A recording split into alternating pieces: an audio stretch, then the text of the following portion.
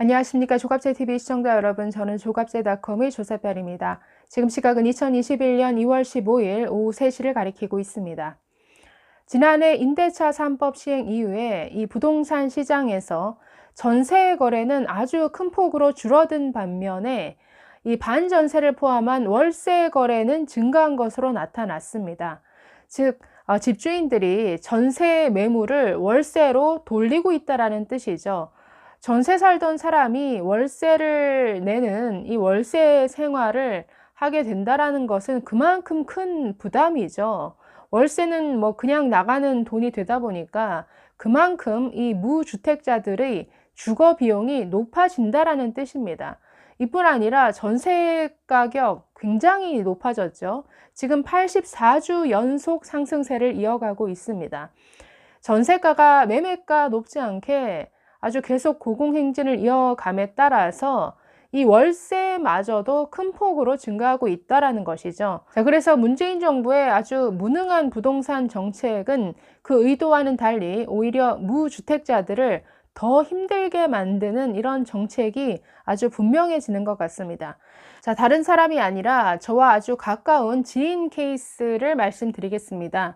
올해 들어서 회사에서 해외 근무 발령이 나서 해외로 나가게 됐습니다. 당연히 서울에 있는 집을 세를 놓아야 하는 상황이죠.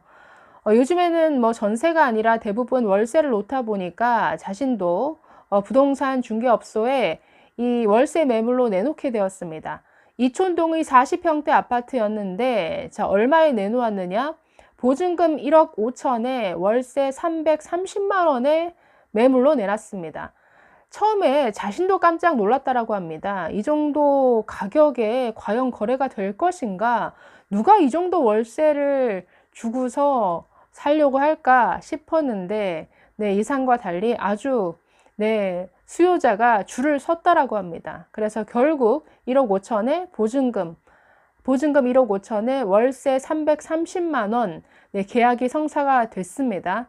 네, 이걸 들으면서 아주 저도 깜짝 놀랐는데, 네, 그리고 정말 지금의 부동산 시장이 아주 심각한 수준이구나라는 것을 느낄 수 있었습니다. 자, 전세부터 얼마나 줄었는지 한번 볼까요? 자, 서울의 부동산 정보 광장에 따르면 올해 1월 한 달 서울의 전세 거래 건수는 총 5,468건입니다. 자, 이것은 지난해 같은 달 11,540건의 그 양에 비하면 무려 52.6%가 급감한 수치입니다.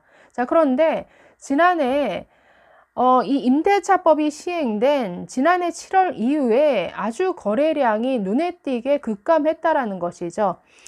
자, 서울의 전세 거래량은 그 지난해 8월까지는 4월을 제외하고 매달 항상 10,000건은 넘었습니다. 자, 그런데 임대차 3법 시행 이후에 지난해 9월에는 8,601건, 10월에는 9,894건, 11월에 8,050건, 12월에 7,339건, 자, 이어서 올해 1월 5,468건 등으로 아주 눈에 띄게 줄어들었다는 것이죠.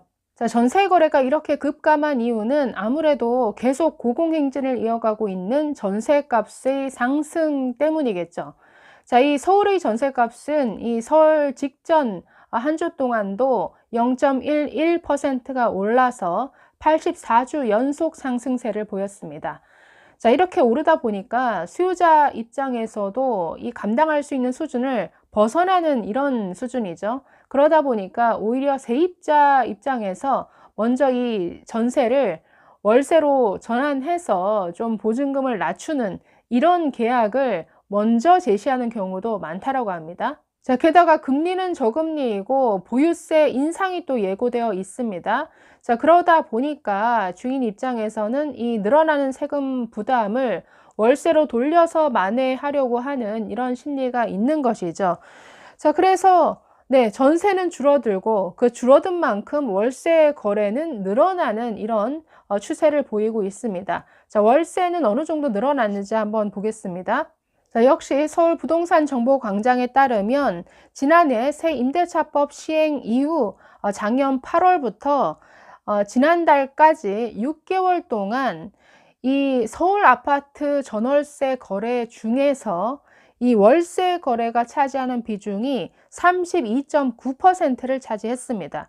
자, 이것은 임대차법 시행 직전 6개월과 비교를 했을 때 지난 6개월은 28.2%였습니다. 즉 28.2%였던 것이 32.9%로 늘어났는데 4.7%포인트가 증가한 것입니다. 이것은 꽤 큰 폭으로 늘어난 것이죠.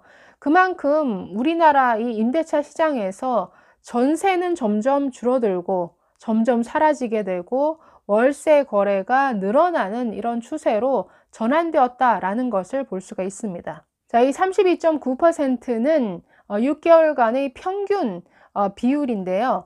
자, 임대차법이 시행되기 전 1년 동안은 이 임대차 시장에서 월세 거래가 차지하는 비중이 30%를 넘긴 적이 거의 없었습니다. 딱 한 달밖에 없었습니다.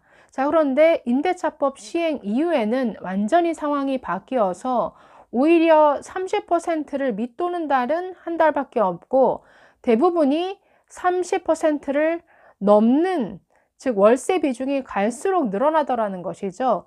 자, 그래서 지난 11월에는 무려 40%를 돌파하기도 했습니다.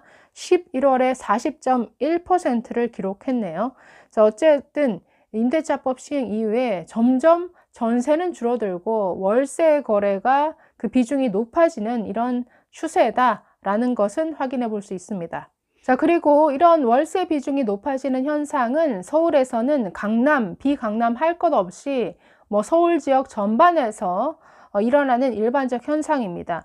강남권에서는 새 임대차법 시행 직전인 작년 7월에는 월세 비중이 28.5%였는데 이 법 시행 이후에는 8월에 33.8%로 올라갔고 11월에는 전체 거래량의 절반이 넘는 50.5%가 월세 거래였습니다. 12월에도 43.2%의 높은 수준을 기록했습니다.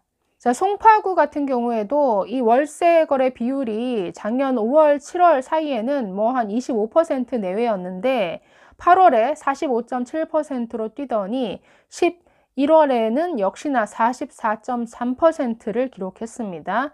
자, 은평구, 강북의 은평구 같은 경우에도 작년 1월부터 8월까지는 19에서 25% 사이에 비율로 보였는데 9월 이후에 27.1%, 올해 1월 들어서는 38.8%까지 이 월세 거래 비율이 높아졌습니다. 자, 문제는 전세는 사라지고 전부 월세로 전환되고 있는데 이 부담해야 될 월세, 이 임대료도 같이 올라가더라는 것이죠. 그렇게 되면은 정말 이 서민 입장에서는 정말 주거 부담, 이 주거 비용이 너무나 높아지는 것이죠. 자, 예를 들어보면 전국에서 가장 규모가 큰 아파트 단지는 송파구 가락동에 있는 헬리오시티입니다. 자, 이 아파트의 보통 34평 그 월세에는 그 법 시행 이전에는 보증금 1억 원에 월세 250만 원에 거래가 됐습니다. 자, 그런데 이것이 어떻게 올랐느냐? 작년 10월에 보증금 1억에 월세 300만 원으로 올랐고, 자, 올해 1월 들어서는 보증금 1억에 월세 330만 원에 각각 거래하는 이런 케이스들이 아주 이 단지에서 다수 나왔습니다. 자, 강북의 경우도 마찬가지입니다. 은평구 진관동에 있는 힐스테이트 1단지 25평을 보면은 이 월세가 없는 순수 전세값이 상승을 했습니다. 작년, 그러니까 법 시행 이전에 4억 원이었던 전세값이 지난달 5억 5천만 원 수준으로 전세값이 올랐습니다. 자, 이뿐 아니라 임대료도 함께 올랐는데요. 자, 작년 5월에 보증금 1억에 월세 80만 원으로 거래되던 것이 자, 올해 1월 들어서 보증금 1억 5천에 월세 100만 원 수준으로 올라서 거래가 됐습니다. 자, 그래서 전문가들은 이 임대차 계약 기간이 2년에서 4년으로 늘어났고 또 보증금 인상률이 5%로 이 제한이 되면서 또 세금까지 오르다 보니까 앞으로도 이 전세의 월세화 현상은 뭐 계속되면 계속되었지 줄어들지는 않을 것이다. 오히려 가속화될 것이다. 이렇게 전망하고 있습니다. 자, 그래서 부동산 시장을 보면 볼수록 이 문재인 정부 들어서 이 부동산 값을, 이 아파트 가격을 이런 수준으로 올려놓은 주범은 네, 실체도 없는 부동산 투기꾼이 아니라 이 정부죠. 이 정부의 글쎄요. 온갖 부동산 대책, 이 대책이 나올 때마다 그나마 안정화되어 있던 이 아파트 시장이 급등세를 보여왔습니다. 자, 2017년 들어서 강남의 아파트 가격 상승률은 3%대였습니다. 2017년 3%대의 상승률을 보이고 있었는데 뭐 이 정도 수준은 그 전 30년의 상승률이 5%인 것을 감안하면 강남 아파트 가격 안정화되어 있던 추세였죠. 자, 그런데 느닷없이 네, 2017년 이 문재인 정부 들어서면서 역대급 부동산 대책을 내놓기 시작했습니다. 그때부터 서울 아파트 가격이 본격적으로 오르기 시작해서 뭐 지난 30년을 뛰어넘는 이런 아파트 값 상승을 만들어냈죠. 자, 지금도 문재인 정부는 세금 올리고 네, 규제 지속하고 또 공시지가 올리고 여러 민간은 제한하고 공공으로 모든 것을 해결하려는 이런 정책으로 오늘도 끊임없이 이 아파트 가격을 부추기고 있습니다. 이 문재인 정부 하에서 이 아파트 가격이 안정화되리라고 기대하는 것은 네, 이것은 기대의 난망일 것 같습니다. 감사합니다.